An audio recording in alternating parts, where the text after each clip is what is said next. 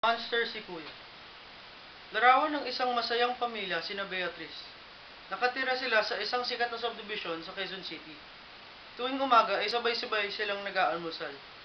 Lagi nagkikwento ang kanyang mga magulang tungkol sa kanilang trabaho. Hindi pa huhuli sa kwentuhan ng kanyang Kuya Ryan. Lagi nitong ibinibida ang matataas na grado nito. Pangarap kasi nito na maging isang tanyag na doktor balang araw. Kuya, bakit gusto mong maging doktor? Hindi ka ba natatakot sa dugo? Tanong ni Beatrice. Gusto ko kasing makatulong sa mga mahihirap. Iyon ang laging sagot ng kanyang Kuya Ryan. Mahal na mahal ni Beatrice ang kanyang kuya. Kaya mahalaga sa kanya ang bawat sandali na kasama niya ang kuya niya. Ngunit, nitong mga ilang araw na nagdaan, napansin ni Beatrice na hindi na dumarating sa oras ng pag-uwi ang kanyang kuya mula sa eskwelahan. Lumipas pa ang ilang buwan. Yaya, bakit laging ginagabi si kuya? Namimiss ko na ang paglalaro namin. Hindi ko alam, Beatrice, sagot ng kanyang yaya. Pero may kutob akong may sakit ang kuya mo. Nag-alala siya sa sagot ng kanyang yaya. Hanggang sa isang araw ay may isang puti at malaking sasakyan na pumarada sa harap ng kanilang bahay. May 5 nakaputing uniforming mga lalaki lumabas mula roon. Umiiyak ang kanyang mami at daddy habang kinukuha ng mga lalaki ang kanyang kuya panlabas ng bahay. Nakatali sa likod nito ang mga kamay ng kanyang Kuya Ryan sa pamamagitan ng mahabang manggas ng suot nitong jacket na puti. Nagpapalag ito, sumisigaw. Takot na takot si Beatrice sa itsura ng kanyang kuya.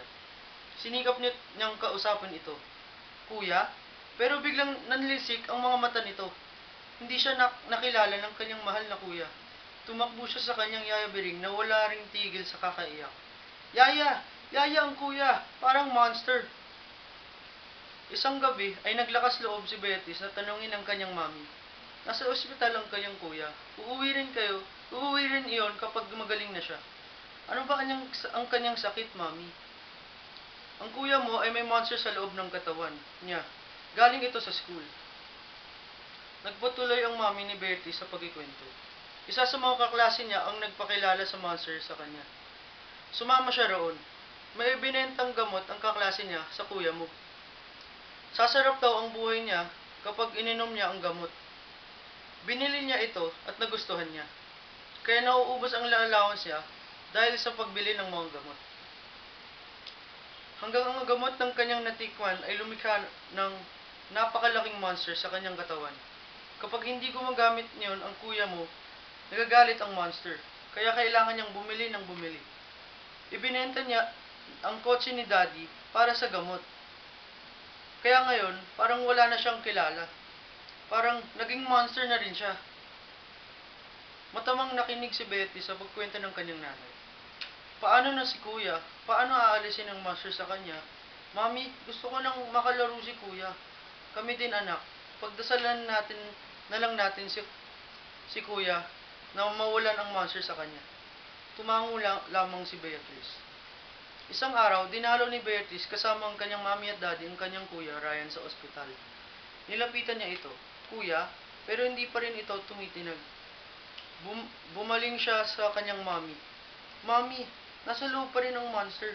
Tumango ang kanyang mami. Oo, kailangan pa siyang gamutin ng mga doktor, anak. Walang nagawa si Beatrice.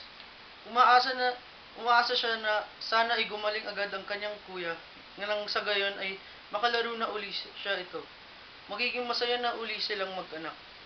Higit sa lahat, matutupad na ang kanyang pangarap na maging isang doktor ang kanyang kuya. Gagaling ba ang kuya, mami? Tanong niya habang naglalakad sila paglabas ng ospital. Sana anak, sa lalong madaling panahon, kapag naging masunurin ng iyong kuya sa mga doktor, tiyak na gagaling siya. Tuloy nang mawawala ang monster sa kanyang katawan. Salamat sa pakikinig.